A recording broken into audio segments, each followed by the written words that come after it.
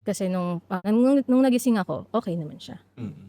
Then after nun, wala kami nakitang problem, anything. Yung pedya niya, yun din yung pedya nung first namin, wala rin yung problem. Tas nakalabas din siya, pinalabas din siya, wala pang 24 hours, pinauwi siya kasi kahit sasabihin nila na pre-match siya ng ilang weeks, okay naman daw, normal. Yung test kapag baby, ano yun, newborn Newborn screening, lahat normal. Yung sa Lahat ng pandinig reflex niya, okay.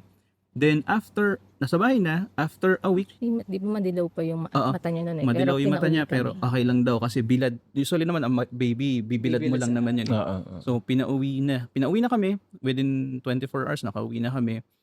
Tapos after a week may check up siya Follow up kay OB. OB.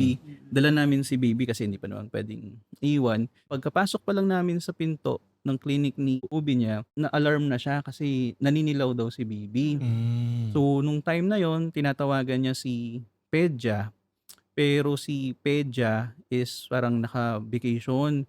So para sa amin, wala naman kaming alam kasi parang wala pa kaming kung ano nangyayari. So tawagan niya, pinapunta niya kami sa emergency room. Ang sabi nung residents, Pedja doon na confine natin, i-emergency natin. Pero hindi sila pwedeng mag-decide kasi merong naka-assign na Pedja. Tinawagan nila, over the phone lang, hindi nakita si baby, walang video, walang uwi niyo muna. Kaya pa ng Kaya araw. pa yan, bilad niyo muna. Tapos balik kayo sa amin after Nung Tuesday. Kasi parang Tuesday yung 3 clinic niya. Days lang. Oo. Then binalik namin siya sa Pedja. Ganun din, pagpasok pa lang namin hindi pa kami Ay, oo nakakapasok mismo sa, May siya. Anong tawag? Jaundice. May Sige, admit jaundice na na. natin. Ganun. hindi pa kami nakakapasok, may nakita na kagad na may jaundice na. Yung jaundice daw, alarming yun, kailangan yung mga unang oras, kailangan Meron matutukan. na. Kasi Crucial siya. para siyang merong particle, bilibrin ba yun, na sumasama siya sa dugo, tas umaagos siya sa Buong katawan na. sa ugat ng baby, pupunta siya sa utak. Utak. Yun yung delikado na pag dumaan na siya sa utak, madadamage yung brain niya. Nangyari doon, naghahanap ng mga blue light, nilagyan siya 2, 4, pero nag-flashback lang sa amin yung eksena na yan, yung mga nangyari na yan, nung after 5 months na nagpa-check up kami. Kasi usually ang mga baby, 6 months kakain na eh. So, Milestone na. nagtataka kami bakit yung milestone niya hindi pa siya dumadapa. Nung nirefer kami dun sa, kasi ang layo ng pedya niya eh. Layo, General Santa Cruz. Chinese Gen, tapos Novaliches. Nirefer kami ng kapatid ko dun sa pedya nila. Nung nakita siya, mami may problem.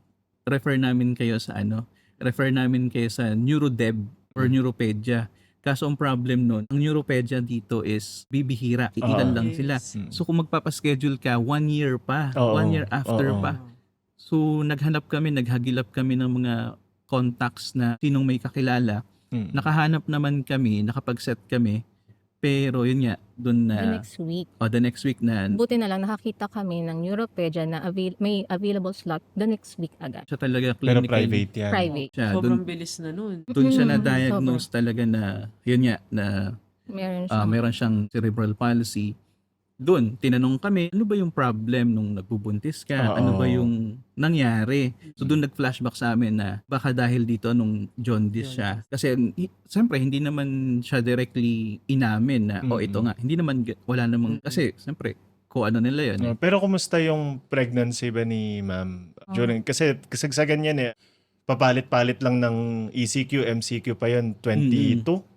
Oo, noong 22 medyo palaya pa lang tayo. So, during that time na kumpleto ka ba ng vaccine? Yes. Or sige, kumusta yung stress or yung lifestyle mo Kasi during yun, that time? since parehas lang ng OB. So talagang din yung check-up ko. On time din siya, regular okay. din siya. Lahat ng kailangan vaccine, sige, itusok kung kailangan. Wala kaming naging problema doon. Ngayon sa bahay, ang napansin ko lang, kung compared kay first, mas ako sa infection nung kay second. Yun lang naman yung naging problem nun. Tapos meron yung one time sa laboratory na tumaas yung sugar ko.